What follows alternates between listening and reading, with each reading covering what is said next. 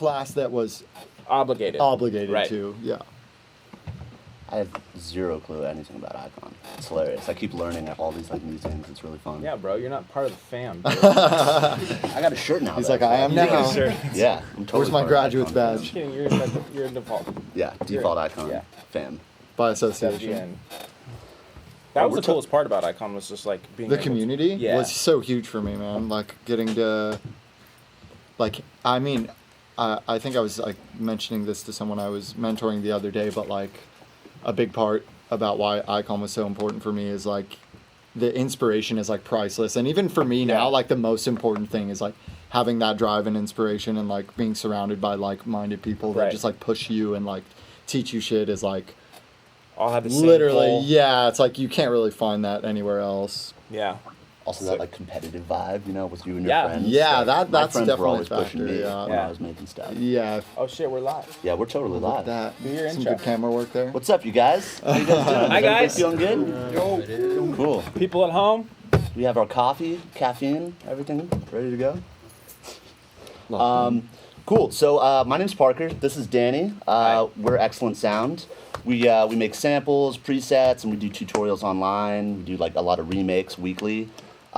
Super fun stuff. But we're super excited to be here today at Icon with Kompany. What's There up? he is. I unfortunately didn't go to Icon. I went to a different audio school, but Danny totally Yeah, did. I went to Icon and I graduated in 2015. We were just talking about this, like, I think a little bit before you. Yeah. And for me, the best part about going to Icon was these Q&As. Was like my favorite part to be able to like talk to some of my favorite producers and get inspired through doing this. So it's really cool to be a part of this. Thank you, Nick and Icon and Kyle. Shout out. To be able to do this and have some of you guys that are from the public to be able to be here. And then we're also live streaming right now on our YouTube channel. So it's really cool to be a part of it. I'm super excited. We got Kyle here. Kyle Kompany. You might know him from his YouTube tutorials. He's had releases with Never Say Die, with Dim Mak, with Firepower Records. He's an amazing sound designer. So let's give it up for him. Sound designer. And Icon grad. Appreciate it. Let's go. Yeah, I did my research, bro. I knew you were before this. Cool. I don't know if you want to like say a little something about yourself. Yeah, sure. I mean, I've been producing for like that's the first thing people ask me. Like, how long you been making music for? Like, roughly, like probably like 4 years. There's that like year or two period when like tutorials and stuff weren't as readily available. Like, there's so much information out there from stuff like Icon and a lot of the like streaming producers and stuff. So I did that whole like rough entry into production and then started Icon like around 2014 or something like that. So probably like 5 years I've been producing now. Nice. Yeah, I have a background as like a drummer for like metal bands, and I played blues and like jazz with my dad because he's a bassist. So cool. I was always jamming with him. So rhythm and like drum work always came pretty naturally to me. But I like the metal background. I feel like it's all metal or some yeah, it sort definitely of comes into play like more than you would expect. Yeah. But. Awesome. I think the way it's going to work is we're going to do like, I mean, you guys have already kind of been here. For the people that are watching, we're going to be doing Q&A with Kyle. So we're going to be answering some questions.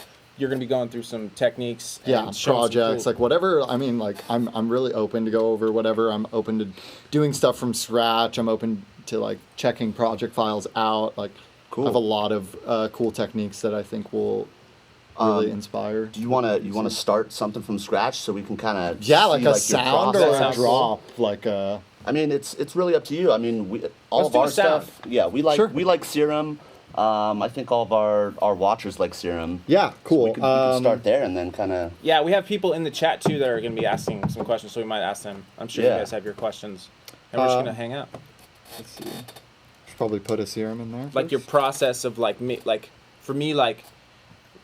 Seeing another producer's process and like making a sound from scratch is so beneficial, I think. Yeah, and I have a very specific like workflow that just works for me really well. And like, if you're not familiar with my work or live streams, like I'm almost always printing stuff to audio and doing a lot of like different like parallel processing techniques to get really cool, interesting textures out of sounds with like different warp modes and just really interesting. What's your favorite warp mode?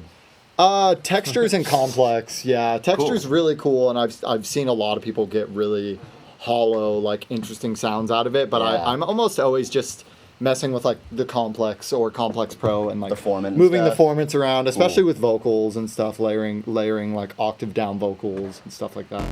So if I'm like designing a patch from scratch and I almost have like this huge bank of sounds that are really well processed that all pop in when I'm starting a drop. But if I'm starting a sound, I'll normally put like some glue compression and OTT. Like I write with some processing on the sound. It depends though, you know. Get the vibe. Yeah, I'm always mixing it up. So I'll put like a start, like an instrument start type of rap. Yeah, kind of just like some soft clip, maybe like some trash. Maybe a little bit of OTT. I have like some presets of OTT that are like no treble. Just a lot of like bite, and I mean you can kind of just like copy the screen if you want. Like I don't know if it's sharing my screen for the thing, but it's like there's a lot. I have like a lot of different presets of OTT. I mean most of the time I'll be just like popping a normal OTT on and just cranking the output up like 19 or 20 dB, which is like a lot of people would want to slap me for, but I love the results I get. So normally when I'm jumping into a fresh batch of sound design, I'm gonna set up like my first LFO, which is gonna be more of like the rhythm, the shape, like the push pull of intensity. So it's gonna modulate things like level, drive, anything that's kind of gonna be bringing it front and back in the mix. So we'll find a basic kind of wavetable here. Like I said, I like using these wavetables from the synth they added for Live 10. There's this amber one I like a lot. There's like some really good, like I really like stuff that's like very close to a fundamental sine wave. Like it's like a lot cleaner for FM. Even stuff like this like has the harmonics, but it's got the general like flow. Like I tend to avoid the wavetables that are like really like I can almost hear this. Yeah. Like I've done so many patches now that I can just hear like what's gonna work really well. Like some of this stuff I've gotten really cool results with, but like I'll tend to use like basic kind of stuff. And if you're looking for this in the box, like some of these like monster ones, like at the tail end, have like really good fundamental sine waves. Like I know Must Die uses like some stuff like this. I've seen in his Instagram stories. And, I was like, noted. Okay. So something like this. I'm not using any of these crazy like growl wavetables anymore. Right. So I'm gonna go are you, since you're doing a lot of FM with your first LFO and you're looking for more of a basic shape that has a little bit more texture to it, are you more than likely not going to be LFOing the wavetable all the way through because of the FM? Or a little bit of movement on it maybe? Or? If I'm moving this wavetable, I mean, if I'm having this get frequency modulation from oscillator B, I'm almost always going to keep the wavetable still or like slightly adjusting it with my second LFO, which is going to be more for the timbre of the sound, which I'll get into. I jumped ahead, I'm sorry. No, you're good. Totally fine. We're just going to adjust like the, I'm going to throw a sub on this for now. And I used to not use the sub while I was like writing patches or like sound designing in general and would just do everything with an external sub. But I've like, I mean, I just mix it up here and there. Yeah. Sometimes I'll write with a sub. And if it's like crunching the top end too much with the compression, I'll ease off and do it separately. But sometimes I'll like use the sub and do a bunch of compression and it'll slam the top end, and then I'll resample it and take the sub out, and it's like kind of adding a bit of distortion. The harmonics. Yeah. So let's get like another wavetable in here. And sometimes if I'm FMing like something really simple like this amber wavetable right now, I can use more complex or distortion based kind of something like this. I don't know, we'll just mess around for now. So I'll turn the level off on that because we're FMing. So we have a basic kind of shape here. I'll usually move on to filtering just to get all of the kind of parameters I want to use for LFO1 here. Like I said, this is for stuff that's going to push it in and out. So I would put this on filters like low pass and some of these multis. Like I've been using band pass a lot. I really like the concept of taking out the high end and then reintroducing it with like aggressive forms of processing to get like the really beefy low mids, stuff like this. So you're kind of planning ahead. Yeah, exactly. And I've done so many patches now that I kind of know how a patch should sound in the process, which is something you have to develop an ear for, because every like move I'm making on this patch is going to be pretty unimpressive, but the end product is going to kind of, it's all going to come together with the last like bits of modulation.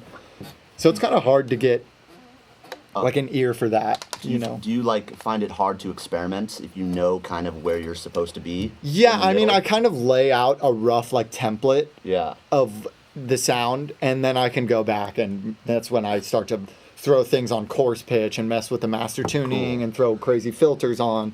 And I'm usually like duplicating it, or like saving instances of it as I'm working, so I can go back and like retry different shit.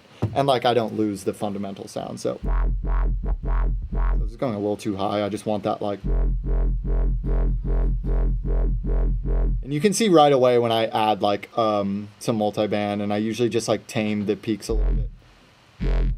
And like turn the attack down, release up to tighten it a bit. So this is gonna kind of like squash the sound, like sausage it a bit, and that's like gonna kill some of the dynamics. So I tend to use this diode 2 mode of distortion.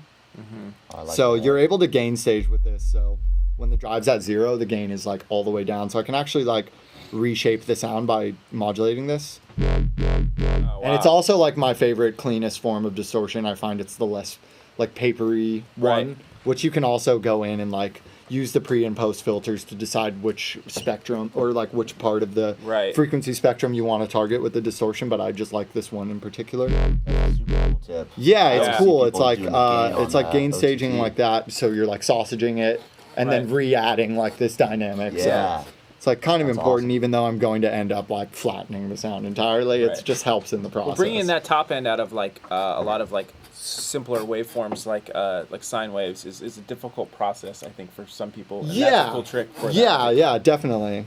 And like OTT in general, just having like a fat I'll show later when we get more into the post processing, but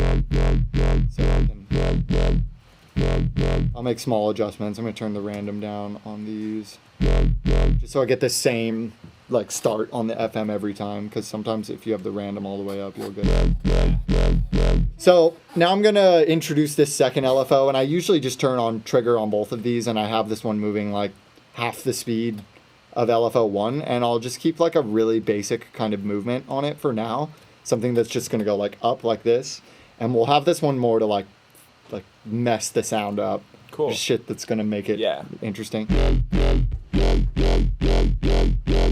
I'll put this on like stuff that's gonna affect the timbre, like a flange filter or comb filter. I love combs. Yeah, so intensity wise, I want this LFO1 pushing the resonance up and down, because it's gonna pull the sound more intensely back and forth, and then we can have this like slightly nudging the cutoff.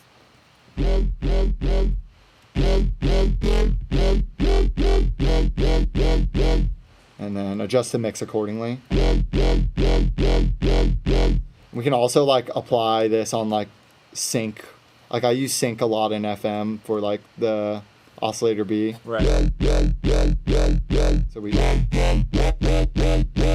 So now we have a bunch of different like variations just by moving this LFO around.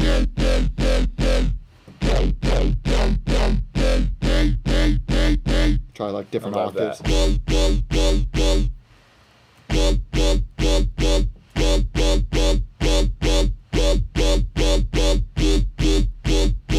Kind of make little tweaks here and there, like on the cutoff too. Maybe add a little pan to this. If you're unfamiliar with the pan knob in Serum, it's gonna like take the cutoff and split the left and right speakers. And as you're turning the pan off, it's gonna like nudge the cutoff on one of the sides. So this side is gonna have a slightly different timbre of comb than the left speaker will have, and we can make this really drastic and like, and it adds like a lot of stereo width. Like old school, like tuning one side of the like synth. Haas effect, but like with timbre of the synth essentially, and we can add a little more like movement with peaks and notches on the EQ here. Just get some low mid action. And a lot of this stuff I'll get crazy frequency buildup and it'll sound insane, and then I can like just like kind of treat that in the post processing, like with heavy EQing or like, you know, stuff like that, or like I can have this notch kind of also affect this same area. Like sometimes those crazy buildups and resonances will give it a tonality that's like gonna just add to the sound in general. So I love that you have your formula. You know, yeah, and it's really helpful when it comes to like beefing the sound up in general. Like once I have a cool little like cut of this, and I usually go like really crazy into like my processing, or I have like my own fat racks that I like throw on this. Like I think I have this one that's like kind of over the top that I haven't been using recently, but like it's cool to see how it works on works on like sounds. Yeah. So I have something like that, and like the stereo is kind of over the top. And then I can go in and like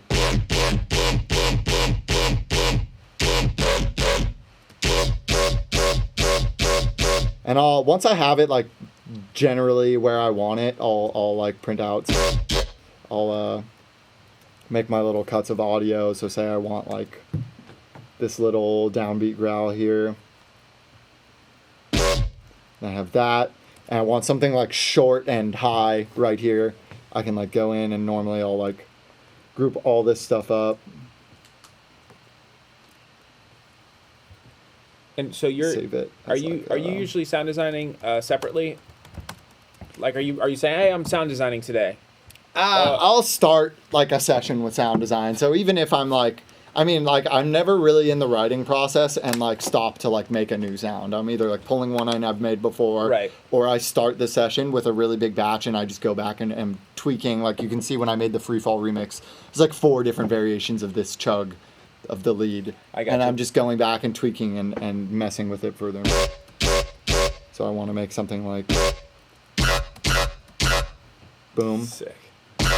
And then I can go in and like throw that Valhalla throw preset I have on here. It's just like 4 seconds of decay, like no pre-delay, high cut depth. Screenshot. And like, yeah, grab it.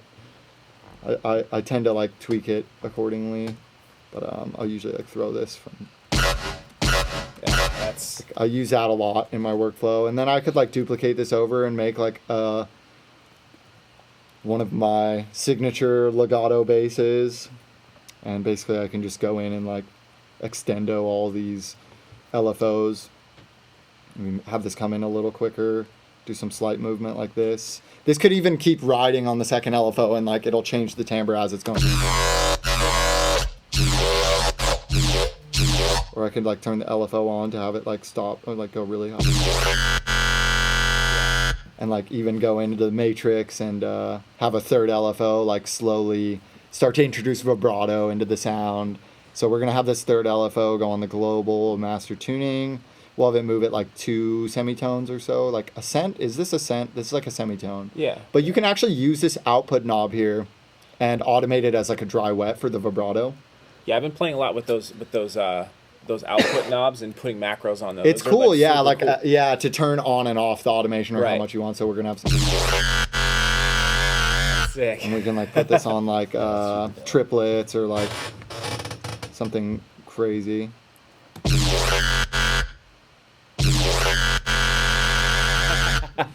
You guys like that? Pitching up. Yeah. I think we were talking about that earlier. It keeps the cohesion of all the sounds in the drop together. Yeah, and these are all like variations. from the same patch.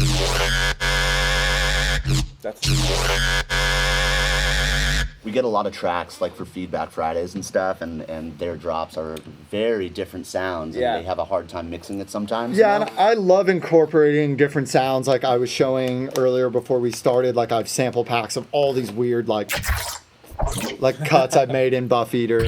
Those are and crazy. I always find little, like I almost have like a little flow going here, and I could like find little cuts to use like with this this reverb throw here.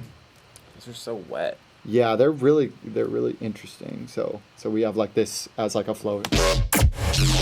Yeah. Like even the sidechain there kind of gives an idea of like how this would sound with the flow. And then like I was mentioning before, I've been implementing a lot of like parallel stuff to make my sounds like pop and like just overall a bit more interesting. So I would like duplicate this whole mids layer, and like this will be like the main version, and this will be like my layer version. And I'll go in and I'll take this Valhalla off, and I'll usually start with like a big mid-side EQ to make this layer like a lot more prominent on the sides. So I'll take this shelf here and just like turn this whole sides down. I can put like Haas effect in chorus. There's this free chorus I like called Multiply. So fast. Ultra fat. So this is like essentially like if I solo this in mono, this sound is going to be a lot fatter. Right. So I have a lot of room in the stereo field to kind of manipulate, and like I find it's easier to make layers work when you're kind of doing a lot of heavy like I'm also like manipulating just in general. Like I can go in on the sides and cut off a lot of this low end. Yeah, like MS, up to like 250. I really like MS. Oh it's yeah, so clean. A lot of people yeah. just forget about it. Yeah, exactly. Like any mid-side techniques in general are like when you're stepping into that kind of advanced area of mix downs where you can like, I mean, for me, it opens up a whole new world of possibilities. So like now together I have these two like little cuts here. So like downbeat. So together. And I can kind of like do some weird stuff here now that I have this template of like the sides, and like transpose this up like a fifth and like blend this in. So like without the fifth, but with it. Yeah. And it adds like a cool texture. For so sure. I used to do this And that's strictly, on the sides. Yeah, I used to do this strictly for mixing. Let's see. So I have this utility on my master here that when I hit R, it just turns it mono. So I'm constantly like, checking my mix down in mono and making sure things work. And I was always encountering that problem where I wanted to lead really wide. But once I got it there, I would check the mix down in mono or listen to it on phone speakers, and the lead would like really thin out. And when I do this technique, I have this version here. That's like, you can't even tell. Yeah. You can't even tell when it's in mono or not. But when it's in mono, like, this version thins out a bit more. You mainly use the Ableton EQ for MS, or do you mess with anything else? No, I mean, I'll do weird stuff like shout out stock Ableton. Yeah, stock Ableton stuff's amazing. Like chorus, I'll put like flanger, grain delay. Like you can get really creative when you're doing stuff in parallel. So I've been messing a lot with like the Echo plugin, which is like something they added to 10. And I'll put like really fast delays like a on Haas here. effect in this, or? Yeah, sorta. Well, no, I'll use it more for like tonal. Like I'll throw the delay up, like kind of like I just did with the Valhalla, but like with a really fast delay. Oh yeah, that's sick. So now we have this on the sides. Right. And you can go in and do like, Yeah. like that stuff will add a lot. And like you can even like toss in different cuts of sounds, and like since you have stuff so like in its own spot, it seems to just like work. Like I don't know, I was always like scared of like I have a bunch of weird sounds here that I can like probably add and find like little cuts that just have similar like volume movement. Like I'm not even gonna listen to this. I'm just gonna find a little cut. Automation's locked. I'm gonna turn this off and solo both of these, and I'm gonna see if I can find like a layer that will work with this. So I'm just gonna fade this to be like similar, and then Like and it's like a completely on, different sound, yeah. So I can go in and like find a bunch of different areas in this too. Wow. Do so, weird like, things like just stretch. Like Cool. I try and get really creative with my layering. And And a lot of this is from the delay tonal. Like you can hear like if I just like gain this up a lot. Yeah. Even that sounds cool. Yeah, and it's like I'm getting a bunch of different cuts here. Like maybe I could have this buff eater thing that I was showing earlier, but like really stretched out underneath it, like just double time the whole thing. And since it's on the sides, like Yeah. like That's so much.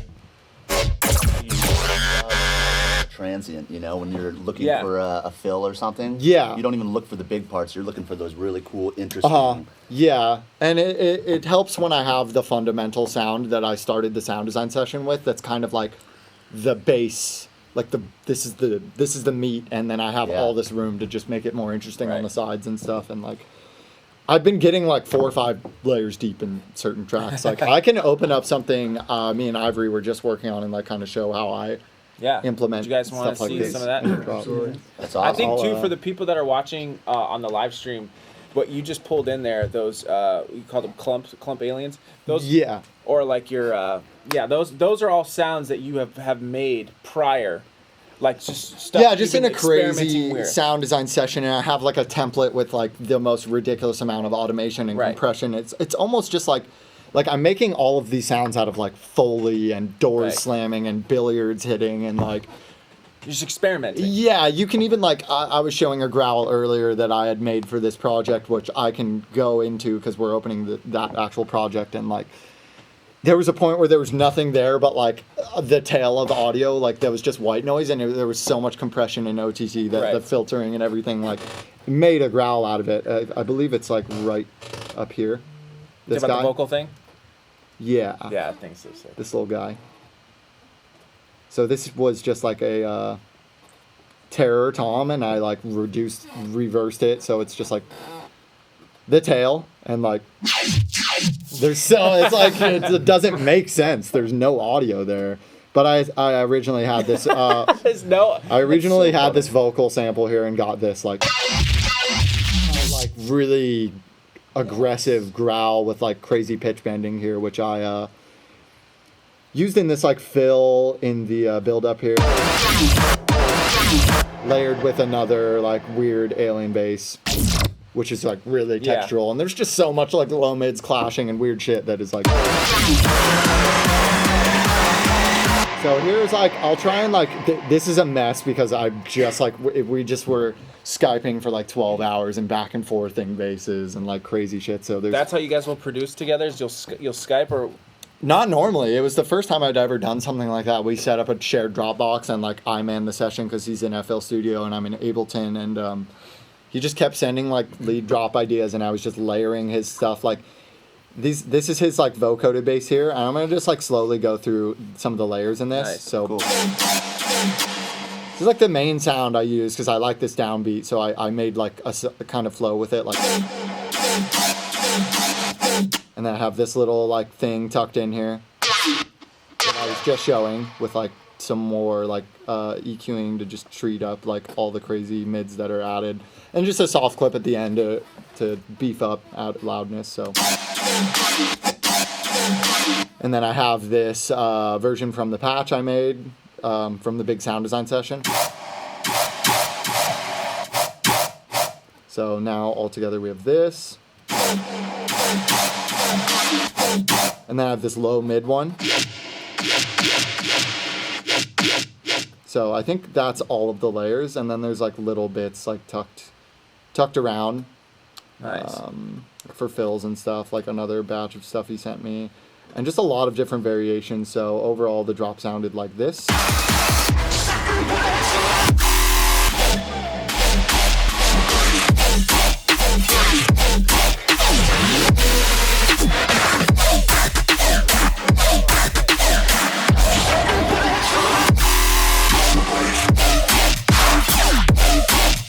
And on like the top of this part to drive that, I just added like a higher like downbeat thing, like. Yeah. And then like on one of these upbeats, I went back into the patch and resampled like a where is it? Where's that little guy? See, I'm so like I took all these basses up a fifth, so you can hear like super subtle, but like before it was like.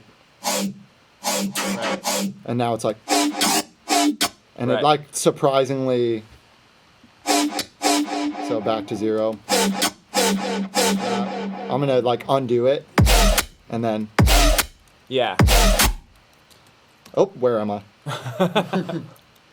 But yeah, like small stuff like that, like just transposing your layers around will like really drive a phrasing. Like switching the snares, like I'm going back and forth from like this kick clap thing. In this section, I go back to the trap.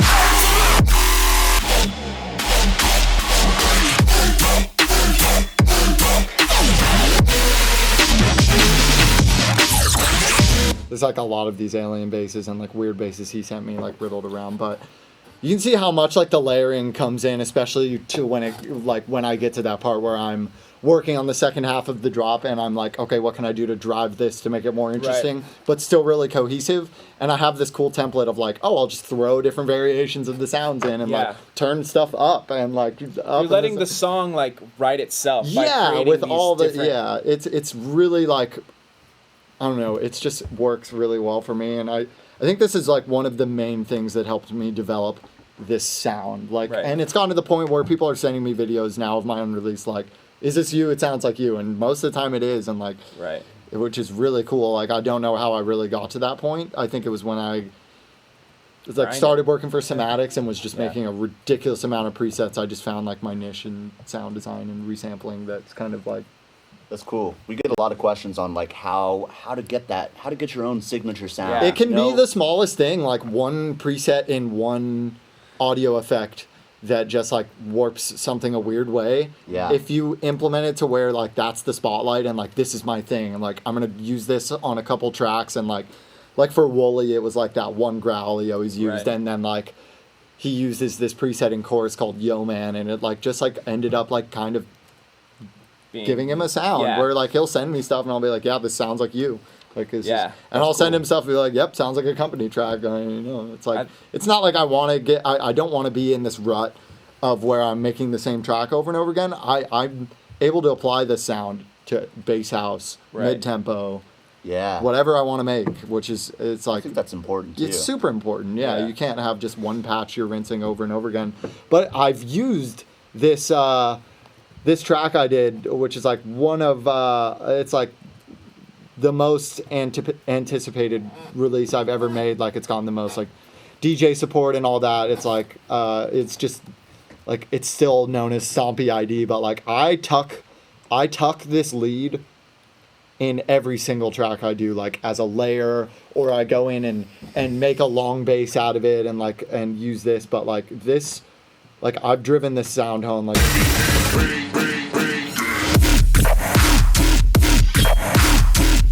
So like this, like that sound is like tucked in as a layer for this like mid-range thing, and I went in and I pulled the patch in and made this little bounce of it. It's the same flow and everything. It's just got like the. It's like playing the. It's like, whoa, that sounds different.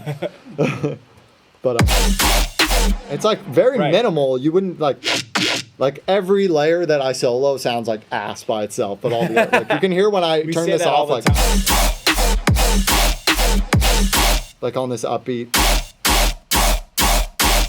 It's just adding like almost air to the sound, like, and a bit of like thickness in the low mids, but it seems like you're not afraid to be creative and break rules. I think that's so important for people to that's something understand. Ivory said when I was kind of showing him how I make these really weird growls out of like relatively like worthless samples. And he was just like, bro, like if I told some of my producer friends that I'm putting more than 2 OTTs on a track, they're like, what are you doing, man? Like, what's wrong with you? And I'm just like slapping 4 in a row, turning the output up all the way and getting like really cool results. And like, as long as you're treating accordingly and kind of keeping in mind that you know what OTT does, if you have like a resonant frequency that's really small, like OTT is going to boost the really quiet sounds and like upward expand and then it's going to compress the really loud sounds. So like use that to your advantage, take the high end out and then add it back in with the OTT. It's like like if I'm throwing OTT on a really metallic sound, it's going to sound like ass, but I'm not doing that. So like I can add as many as I want.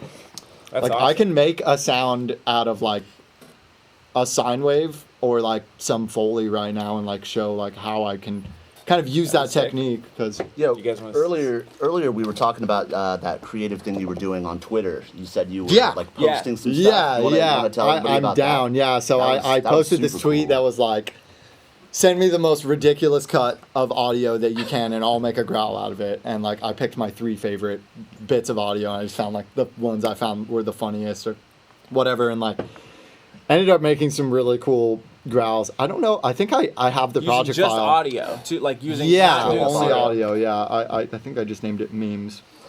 I think like Crane did some kind of like collab Tynan thing. does shit like that. Tynan is great with audio. I made the wonkiest track with Tynan out of like almost all audio. Tynan's dope, yeah. This shit's weird. This is all like jumping all over the place. It's great. This is all like the most simple. This is like the most simple bass ever, and like a bunch of corpus and OTT and like weird automation and like a kick and a snare and sub. Like and like a bunch of my alien basses for the fills. It's like very rough, but it's like I'll answer some questions after. But a lot of the stuff in like the second half, I do this like I went in on the second drop and shit. It's all like basic sine wave stuff.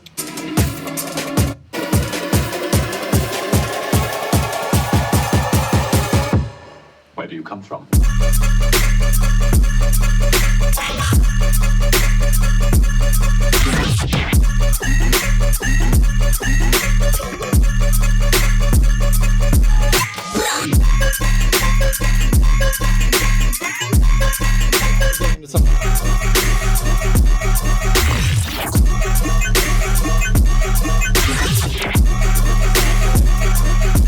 Hold while I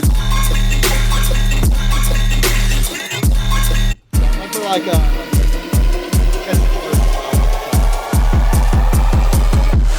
Where do you come from?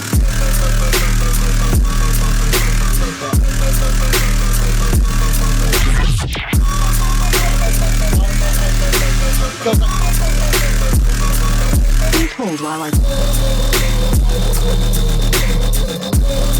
But like, I forget why I was even showing that, but So we were just oh yeah, so audio. Garfield becomes God and Vors the universe. Is the This is from a Garfield sample that you got yeah, on he Twitter. sent me a YouTube clip and was like, use this. I think it's. Lasagna. So it says lasagna. Lasagna. Lasaga is what it says. Lasagna. So he told me to make a growl out of this, so I made this rack. You gotta show that. I was like, No way, did he sample that lasagna vid? Somebody just said that.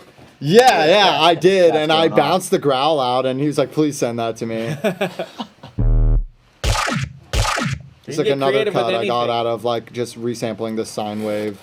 Like I used the one of the subs from Tisoki's pack. Like it's the same as like hip hop sub bass or just having a fundamental sine wave, you know. But as far as like this goes, you can see I've like quite a ridiculous amount of processing here. Looks like 70. Yeah, and you can see all the chains to kind of understand what's going on, even though it's a lot. There's a lot of filter movement and compression. So basically what I'm doing here. That's so hysterical. So I'll kind of start this from scratch because it'll be a lot like more absorbable. Right. Maybe we can pop this sample back up and get like a different version of it. So I'm gonna get a really fundamental like sound in here. Let's just do a. It's like whose line is it anyway, where everyone just says like it's Yeah, right.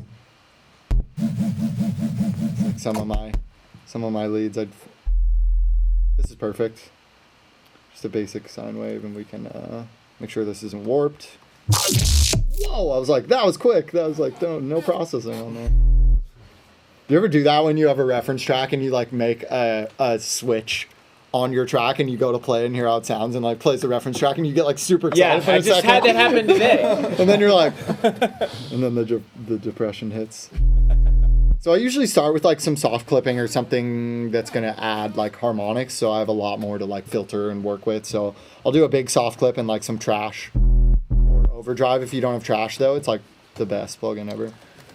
Shout out Isotope. Yeah, there's a preset in Subtle called Add muscle that I use a lot, like on my groups, just to like fatten things up and turn the dry wet down on the mix knob. But I've been like really going in on like the convolve, which is convolve is like the same concept of routing something through like a hardware like amplifier, like Right. or a guitar amp, or Like reamping it? Yeah, you can send it through like weird like tech animal sound. I don't really understand that, but I like will go in and like mess with it, you know. But mainly I'll just go into some of these distort modes and just like find something cool like that.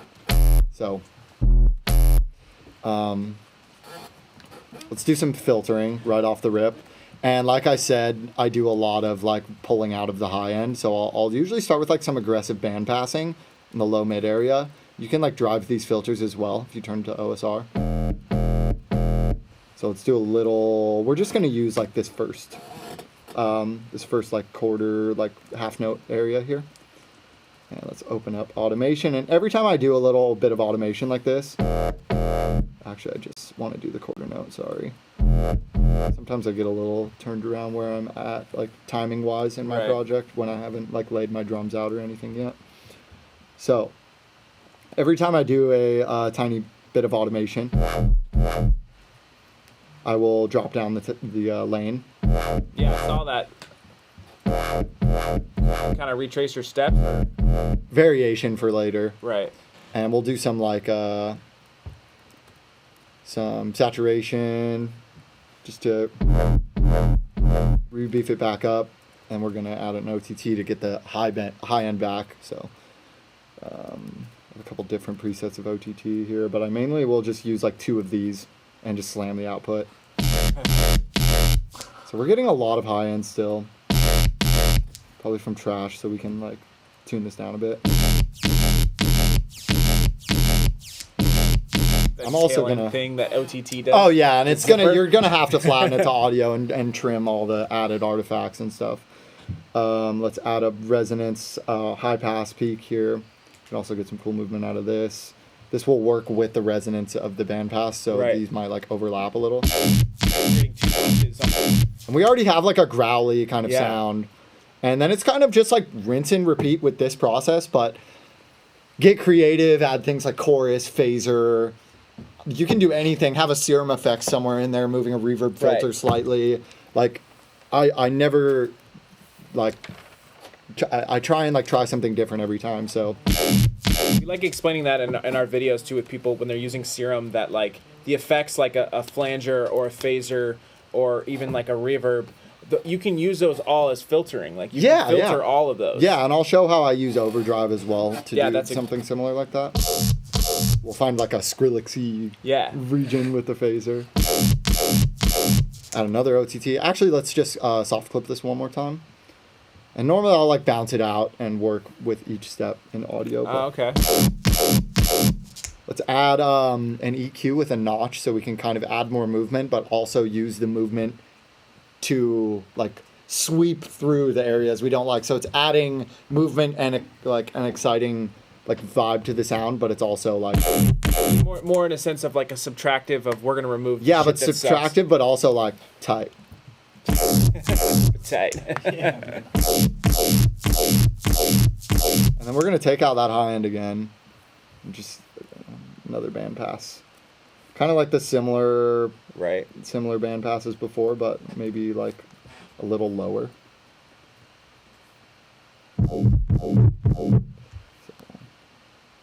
And then we're getting like one really big buildup here, so we can like just treat this because this is gonna get boosted. Maybe notch around 400 just for like a phasery kind of. Yeah. And this is where like that low end is gonna explode, but we're gonna double down on the OTT. Oh yeah. You can even mess with these EQ presets. There's like formant presets here, like OE, and you can go in and take these low pass and high pass and turn them to notches, and then automate the scale to like introduce a vowel. So I can automate this scale to go like.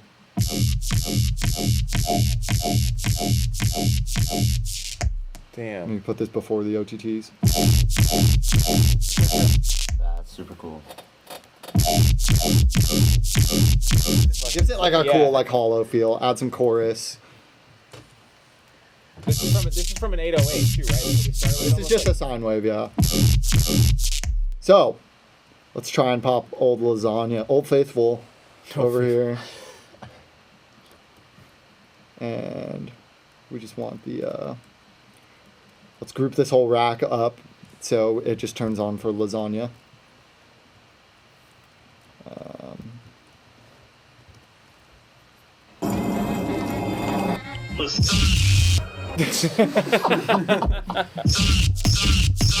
And that's like a cool like growl. Yeah. And I can go back and I forgot to like drop down each of these tabs, but like every little bit of automation I have here is like Dial them in now. yeah, and like the most important ones are like the band pass and the high pass peak.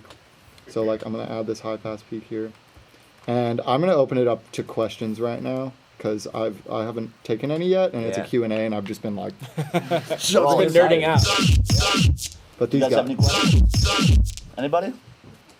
So when you do like resampling stuff, some things I noticed like you lose a lot of low end. yeah. What do you do to like kind of make up for that? Like I know like sometimes OTT you can help bring it back up and stuff. Are you talking about if I lose low end, how I reintroduce it? Yes, because I do a lot of resampling too. Yeah, like a lot of this high pass peak filtering here with the high resonance is gonna add a lot of like low end, but almost like in a pleasant, like I'm using it to get the formant, like the wow sound, but like I would go in and treat the low end accordingly, but like you can always just like cut to 100 and have a fundamental sine wave, like replace that. It all depends on like where you're using it, and like sometimes I keep a lot of the low mids in a fill and pull the sub out. Sometimes I'll cut all of the low out and have my own sub going. But you can always just like boost and shelf the low end if that isn't like giving you the clean like kind of vibe you're going for. Then I would just recommend doing a sub separately. For sure. I noticed that you use a bus for your sidechain. I was just wondering like what settings you use for that, or do you it's like, it's stock one, or it's all just like it's all volume shaper. So I have a volume shaper on each of my groups that I want to be sidechained, and these are all just set, and I adjust them to whatever kick I'm using. I can like you can actually like pull a kick in. Yeah, that was my question, is how you like get your shape right. Yeah, so check this out. So say we have a virtual riot kick, because these are really good kicks. Some of my go-to kicks are from here, or like just kicks I'd made a long time ago that I will like. So super nice kick. You can actually pop volume shaper right on the kick, and it will show the sample. So I'm gonna cut to like right there. And you can use mids, like mid-band. You can use a mid-band and a low band and a high band to kind of like really dial in your sidechain, because if you think about it, like the like sine wave low end of the kick is gonna fight more with the sub like towards the end, whereas your high end can kind of just pop back up a lot quicker. So you can have your high end, your high band sidechain a little faster, and like your low band is the one you don't want fighting with the sub of your kick. So you can have it sidechain like a couple milliseconds slower. It doesn't seem to be that big of a difference to me. Like a lot of people are really nitpicky with that stuff. Like some people have told me like, dude, don't group your drums up. You're gonna have like a millisecond delay on your sidechain, and it's gonna like make the drums not cut as hard. And I'm like, there's no way you can tell that I'm grouping my drums from the sidechain. I will pay you money if I bounce two versions of this track, and you can tell which one. Like, there's no way. But I usually set it up like that, and then I just have the sidechain group here. And if you set up an external instrument rack, you can actually set the MIDI to just go to the volume shaper. So if I set the MIDI to go to mids, it's going to automatically pick up volume shaper, and then I just Command G and like duplicate a bunch of chains in this, and each one I just will send to sub, boom, and I just like sidechain like that. My template's just set up so all I have to do is drop a trigger in. Do you normally use one band? Yeah. Yeah. And I just like, I usually sidechain like heavier than I need to. Okay. Just 'cause I like my drums really loud. It's just me personally, and like I use it. Like a lot of my synths have pretty crazy transients on them. Like like even these basses I was making, like I could probably, because of a lot of the quick filtering movement. Sorry, it's like all of it going on at once, like already crazy. I would go in and like, you can hear like the lasagna part in this still. Maybe do like a pitch bend down on this. Garfield really is God. Pretty cool. Yeah. A lot of this is just like I said, like filtering. And whenever I'm resampling stuff, I get it directly from the track. Because I don't want it to go through the group processing twice. I don't want it to go through the master twice, even though I have nothing on the master. Except for like mid-side EQ. So boom. Now I have this growl. And I can even do a whole nother batch of what I just, like, dude, I can pull this exact growl back in. Like, and it's a different growl now. And I can just keep resampling. Just like put it back in. Maybe like put it in and reverse it or stretch it 2 times. And That's awesome. That's cool sound. I don't know why people always they always talk shit about resampling and using audio. They always say that you have to do it in the instrument. no, I mean, I like having stuff like visually in front of me too. Let's hit another question. Yeah. Yeah, so as far as post processing goes, and like when you like design bases, like how do you control the clipping, like when you're just like doing the final mix down? Yeah, I tend to like when I'm getting to that process, like the process of when I'm like, I have the sound like relatively where I want it timbre wise and it's sounding like interesting enough. I'll get into the fattening process where I'll do like trash and certain forms of OTT, like I have the presets that are like no treble added, like OTT bite, like it just adds like good girth and beef to the sound. I'll tend like towards the end of the signal flow, I'll get to where I soft clip, EQ, soft clip, EQ, soft clip, EQ, and I'll do that 2 or 3 times or 3 or 4 times, depends on how much the sound needs. And I'm always treating like the resonant low mid frequencies and like the 3400 to 5000 range, which is like papery. It's very harsh for the human hearing. And when you have like the spot in the spectrum like kind of isolated to where you're like lowering these and beefing it up and lowering these and beefing it up, and that one spot gets a little chunkier every time, and like I find the sweet spot where it's like perfectly balanced, and then I can push it to the front of the mix like pretty easily. Nice. In your freefall remix, there was this really big atmosphere on your first drop, and I was just wondering how you got that off of each bass coming up, like what effect you used to fill the blank space. Let's open the project. They were actually asking about that in the chat Important room. remix time. They were asking about Oh the yeah, second drop, is the chat first getting drop, neglected yeah. right now? No, we're gonna hit chat. F in the chat. We're trying to give them some love, yeah. Some people are asking about mastering too, so maybe you can show some of your mastering chain too. People don't like that. People don't like my mastering process. Like I said, my favorite mix down master, the loudest, cleanest, most supported track. Like people, like some of my favorite DJs hitting me up, like, how did you get this so thick? And it's clipping 15 dB out of Ableton, and that's how. It's. I have that project as well. Do you do a lot of mastering for other people as well? Yeah, and I Like do a complete freelance different stuff? approach, and I will master stuff, and I all of my clients are really happy with my work. Like when I get mix downs and people want aggressive mix downs and give me stems and Ableton projects, I'll go in and do a mix and master how I would and group things up and make things really fat and do the sidechain how I would, and like I've never had a disappointed client, so I'm excited about that. But when I'm mastering other people's work, it's a completely different approach. I understand how to master stuff, but the way I mix and write and do all of my stuff is very unique, and I think that kind of is something that helps me cut through, because there's a lot of really good producers right now, and like being able to stand out even slightly is really important, and I think my unorthodox techniques kind of play a part in that. Yeah. So Cool. this is the I'm missing some samples in this project because I don't have my external hard drive, but it's like roughly all here. So you're talking about this area. I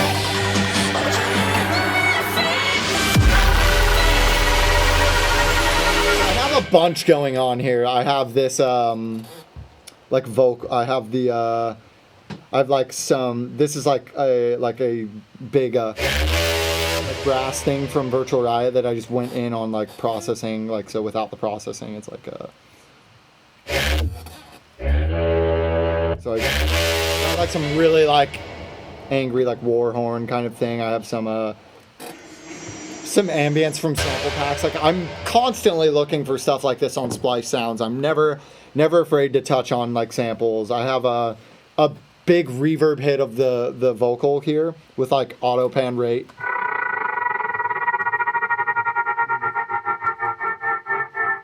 So without the OTT though, like the auto pan, this is just like a.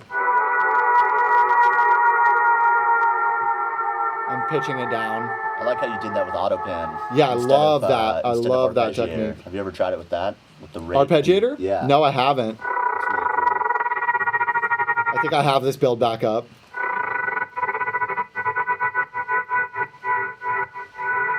What else do I have? Like a shitload of effects. Like some wind chimes. Yeah. Some glass in there too. Yeah, a lot of this stuff might be missing. I'm obsessed with the effects from the Riot Pack. Like everything in there is really quality. You talk about Virtual Riot? Yeah. Everything he does. The Splice is Pack, quality. like Splice, yeah. I just kind of implement all this stuff back into the build up, like these war horns.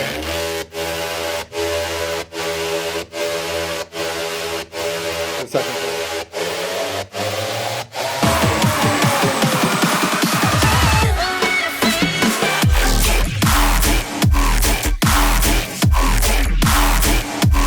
Yeah. That And part it all too, kind but of, like, what are you adding to your main bass after it drops that makes it feel like it's so much bigger than?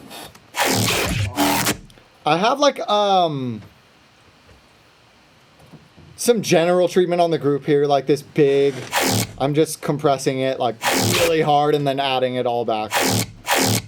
That's like nothing crazy though. It's just like you can see I don't have much going on here on the group processing. It's mainly like here's the main sound.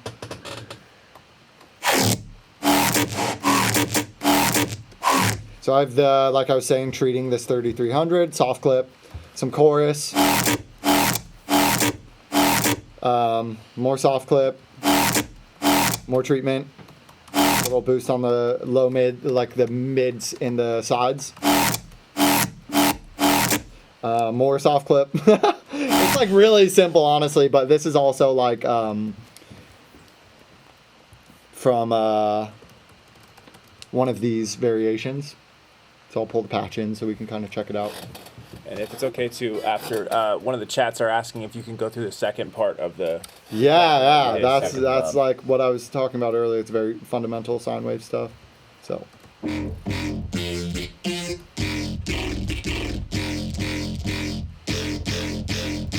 So like pretty simple stuff here. I have like different variations of this. There's just like some.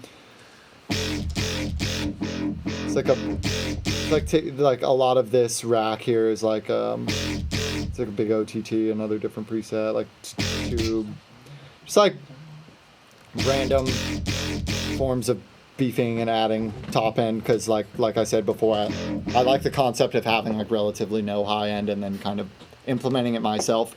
That way it's a lot easier to kind of tame unwanted, unpleasant frequencies rather than like having a bunch of them and then the compression's making it worse. I'd rather like go into it with the process of like I said, I like using the bandpass a lot very early on in my mix, like writing process to get the low mids. Like I really like mids. Like you'd rather bring in the highs yourself than take them away. Yeah, and then all together, all like there's like little bits, like if I solo all the like stuff that's going on. There's like other like downbeat growls and stuff. These are like the alien basses. Yeah.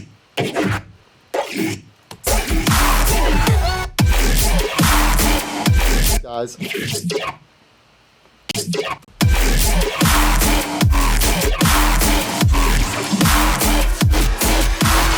There's that stompy ID sound. You hear it? Oh, it's up here. I told you. just like driving home the Right. sound, but in a very subtle way that like if I never pointed out that I put that in there, like no one would be like, Kompany's lame, he's fucking using the same sounds over and over again. They would never I'm just know. like sneaking it in there, a little sizzle. Let the haters hate. Yeah, exactly. I like Any how questions? I like how you're just talking about like the low mids so much. Oh, because yeah, it's so everybody important. hates low mids usually, Yeah. you know, and you're all about it. Could you talk about how you use the Valhalla throw a little more? Yeah, absolutely. And like I've been implementing this with the Ableton Echo plugin a lot, but I'm basically like finding a sound that I want to give this impression of it being in this huge room. So we have this. So I have this cut right here. Valhalla throw. And I'll do this with an Ableton reverb really quick.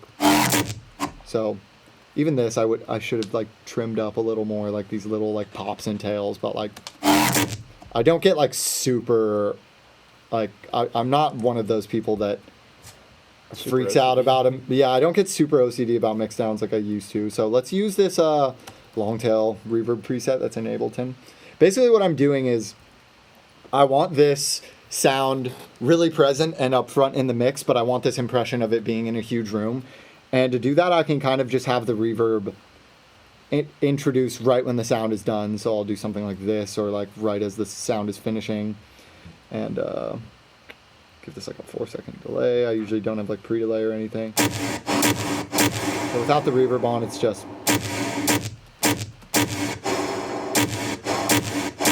And it's essentially gonna like give you the clarity and like, you know, the sound's gonna be really present rather than like if this reverb was like this. The sound is so much more pulled back in the mix, but right when the sound finishes, I like implement the room and it like gives it a cool like whoosh effect too with the automation going up. And like kind of just dial this in. Like I usually won't use it that much, but make it really like aggressive for now. Maybe a little more, like have it curve up a little harder. That's sick. And it's cool because you can use this with other things. Like check this out.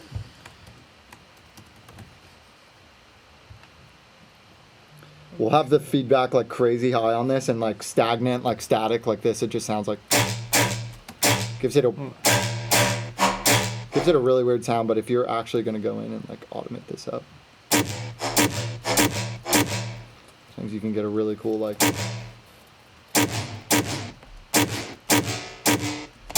Maybe even like something tonal. And like echo, like I was showing before. You can use echo and go in and make like a really fast, like dotted delay with like some high feedback. Like automate this up. It's gonna give it like a cool like. You can even add reverb to this. Echo's insane because you can have the feedback go over 100%, which is infinite, which is like insane. But let's see, where's this at?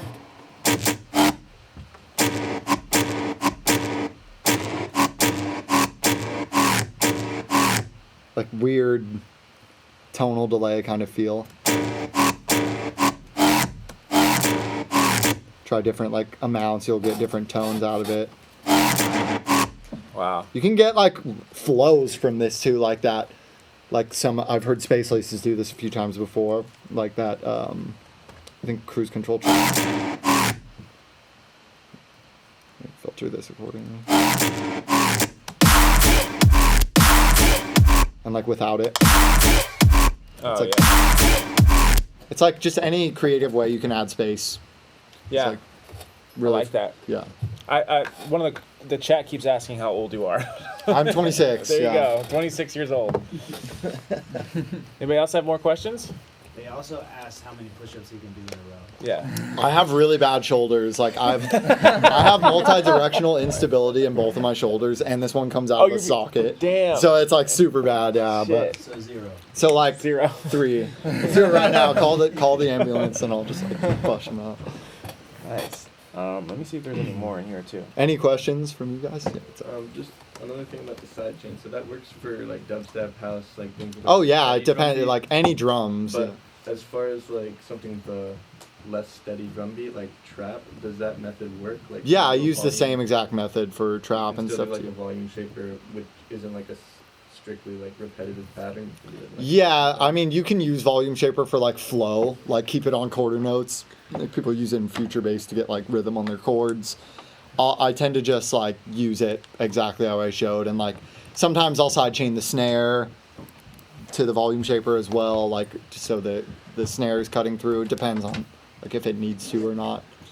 It's very situational how I use it, depending on like if my drums aren't cutting enough, I treat it accordingly, and it's something that comes with doing a quantity of work. Is you just kind of you get faster at the little hot fixes, the stuff that's kind of gonna put a roadblock in your workflow. Like when I run into something now in a production, I'm usually like, bam, I know exactly how to fix this. And like I have a couple of like I was saying, frequency buildup is like one of the like most annoying things in a mixdown, and like to counter that, I'll do a lot of subtractive EQing while I'm beefing stuff up, and we'll also get movement out of it by like automating notches around and like cool stuff like that, which is like just adds to the sound in general.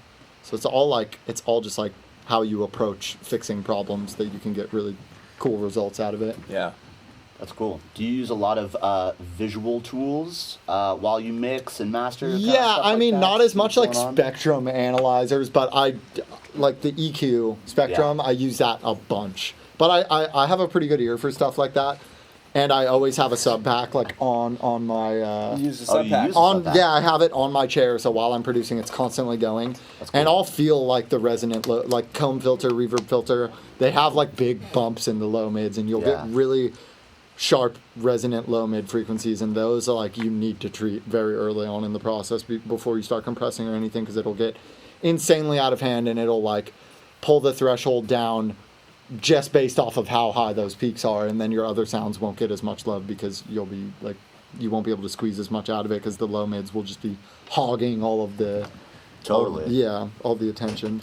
We're getting some questions too about like just you getting involved in the music industry, like how you got started playing gigs. I think that's important for people that are trying to make a name for themselves. I mean, you're like one of the rising stars of 2018 right now, so like what advice can you give to future producers and maybe everybody here? A lot of that came with my craft, like getting to where it needed to be, to where I was respected, which is obviously more along the lines for like some of my idols, like following and reaching out to me and me sending them tracks and shit like that. All came with me just putting out product that kind of turned heads. It had like something to it that people liked, and they started to pay attention to me. But like a lot of it was like finding a good clique of friends and like just people like an Icon, and like I've lived with Icon graduates like since I've gone here pretty much, and a lot of that was pretty key for me. But as far as like getting gigs going, like it all comes back to the music, you know, and product. It's there's like other things you can do to make friends with producers and stuff like that.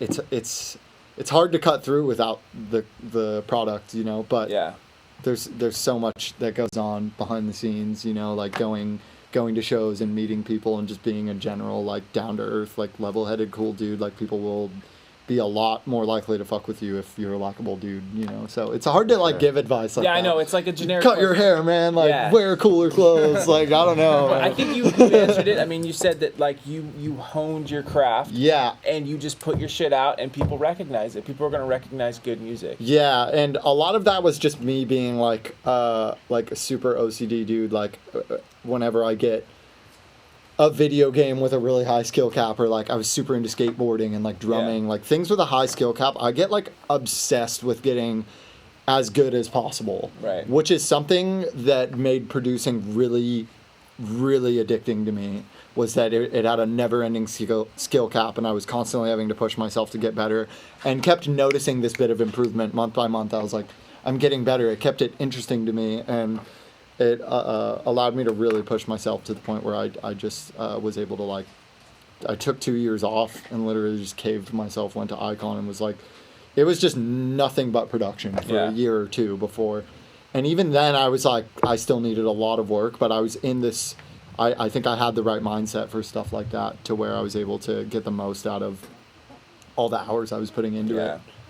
That's awesome. That's cool. We'll go. Yeah. So I know you worked with like Cymatics. I was Yes. wondering if you could kind of talk about like that and maybe like approaching, trying to work in like the music industry unrelated to like Yeah, like kind of freelance, like any other ways you can make money. Like, for that, that was interesting how that happened. My friend G-Rex, super good friend of mine, did an artist series pack with them and was like, you got like thousands of followers from it, and it was super huge for his project. Like, I thought at the time, like, I feel like a lot of those gated followers, like, aren't going to be as interactive as, like, real fans. But I was like, dude, I would love to do a pack like that. And I had not released much, but I'd been sitting on, like, what I thought was my most impressive package of music, like 12 or 13 unreleased, which I would recommend if you're, like, getting into launching your brand or, like, are looking to make a big, like, explosive release, then, like, back off, like, putting stuff out. Don't, like, patience is so key, and, like, build a really good catalog that's cohesive with your sound and put that out. But anyways, I sent them this package of my tunes. It was like, he put me in a group chat with him. I was like, yo, man, here's my unreleased. I would love to do like an artist series pack or some sort of work for you guys. And he was like, this stuff is insane. Can you hop on a Skype call? I was like, would you be able to do 50 like bass one shots for me? I was like, yeah. 2 hours later, I sent him the craziest 50, and I have all these presets of mine that I made, so I just went and bounced. And I can sound design relatively quick because that's like what I put most of my time into. So I sent him all of that, and he was like, dude, this is insane, and like, can you do more work for me? And in my head, I was like, if I just keep blowing this guy out of my water, out of the water with my work, out of my water, get out of my water. But I just kept doing the best work I could in the most insane turnaround time I could, and they eventually just called me and were like, we'd love to hire you full time.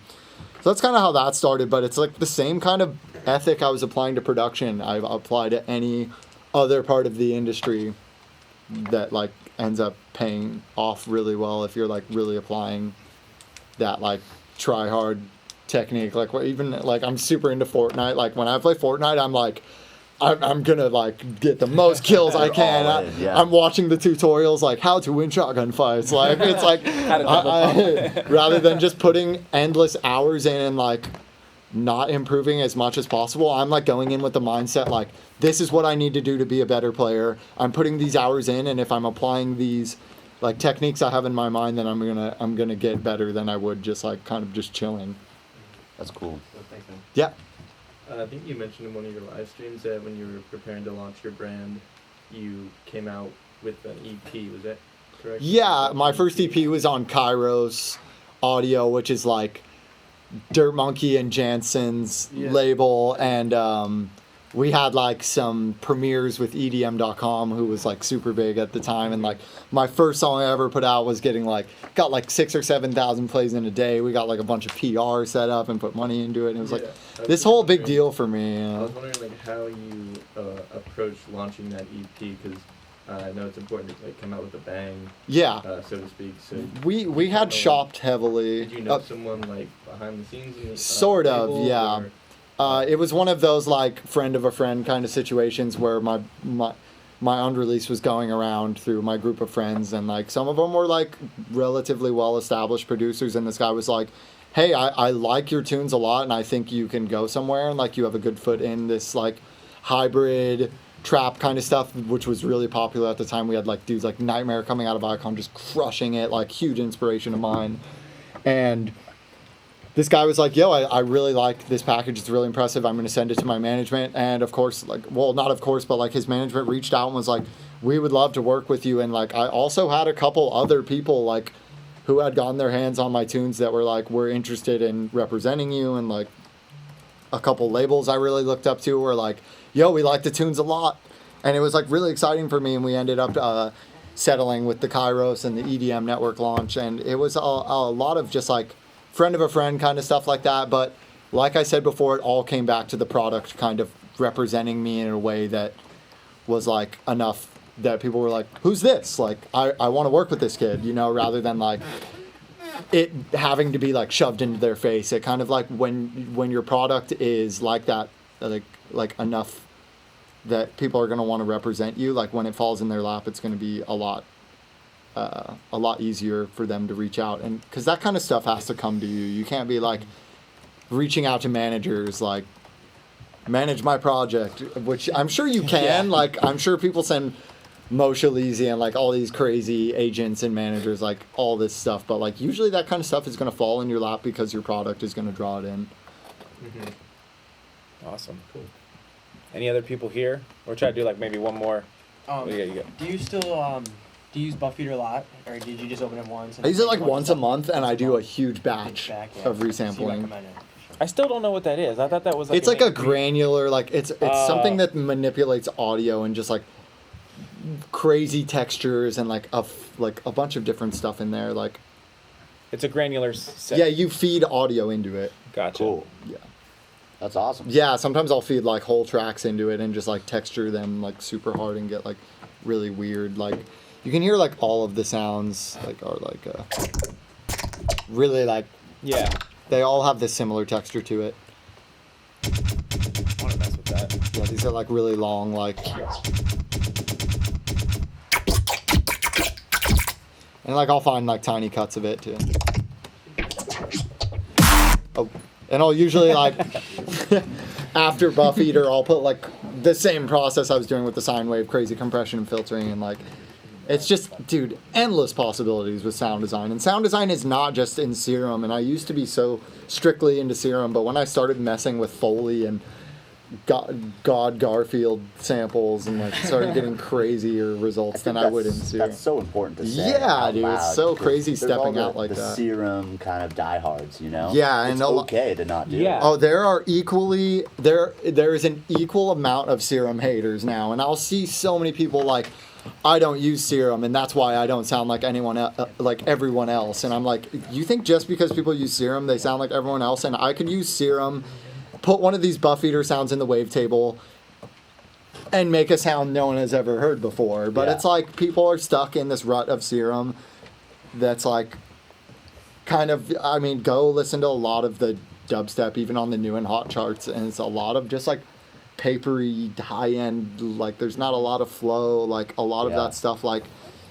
people just say like, oh, it's just like Somatics presets and Serum, but it's like it's the artist that's like making it that way. Like I could, you know, you could take that whole bounce of their whole lead track and like reverse it and stretch it and compress and filter the granular synths you're getting out of it, and it's technically still from Serum, you know? It's like people are putting stuff so in the box of like, yeah, I can't use Serum, I'll sound like everyone else. Or like, yeah, I'm using Massive now. It's like, oh, cool. Awesome. I could, yeah, it's like you want to get way more creative outside of the box. Like it shouldn't even matter like what sort of synth you're using. But I know what people mean. Like reverb filter, it's got a very distinct tone. And if you reuse it a bunch of times, you're going to sound like all the other people that are using it. But if you print reverb filter and like mess with it further and layer a really resonant, like sometimes I'll put reverb filter on one of these layers, like say I have this bass here and I like duplicated this and froze and flatten it and put it on the sides and just put a ridiculously high resonance reverb filter and then froze and flatten it again and tucked the crazy artifacts it added.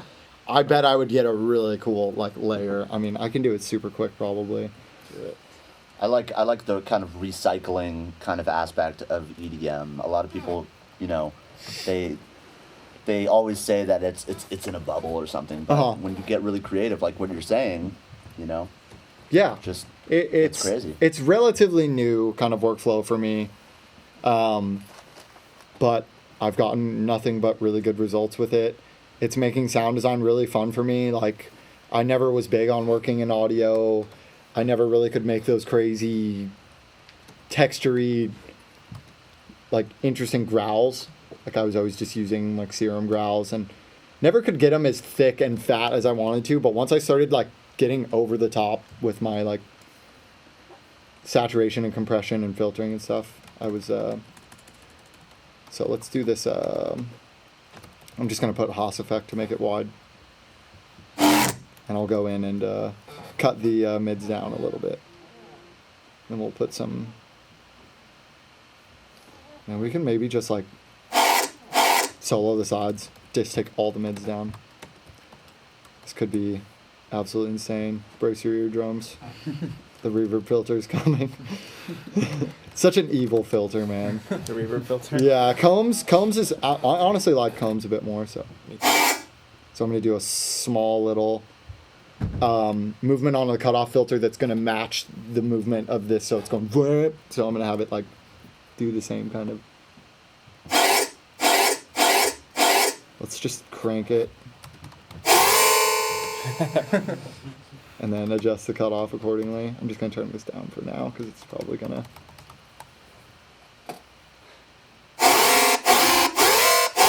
That's way too much. But yeah, I could even like get a weird texture like that and then just go in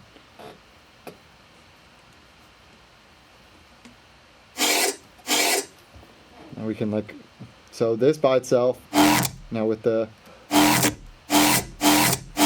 yeah. And then that's when I get like, what else can I do with this? And then I always try the fifth. Yeah. It's a completely different timbre now. It's like textures, turn the flux to 2, mess with the grain size. And now we can tweak the filter around. Have it go down instead. I would always like automate this to just turn off right there. And then in the mix,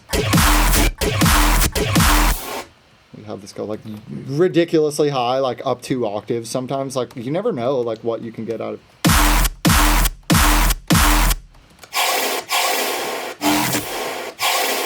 Like without it. Sometimes you can get like the most insane textures using this technique. Yeah. Cool. I think one last question for the chat, if you're okay. Yeah. With that, is what do you do when you're stuck in production? If you feel like you're in a rut, what type of maybe tools do you use to get yourself out of that? There's a lot of go-to things I do to re-spark inspiration. If I'm having trouble laying down a flow, I'll listen to like some tracks I'm really feeling and kind of figure out which part of the tracks I really like and what's like driving it to be such a good song. I'll like mess with a new plugin or watch a video of someone messing with a new plugin. I'll watch tutorials of like genres I don't even make, like neurofunk, like D&B stuff. I'll find any streaming productions I can. I'll beatbox ideas into my phone and try and recreate them. It's like some of the go-to things that work for me. That's it. Yeah. Awesome. Well, dude, thank you so much. Yeah, thank you guys for coming. Thank you guys. Everybody give a round of applause for Icon for doing this, open to the public and to you guys. Thank you, Nick. Thank you, Mike. Man. Thank you, Beka. Excellent crew in the back. Yes. Thank you to the live chat. Do you want to like? You should probably like promo something. You got something coming out that you want to like?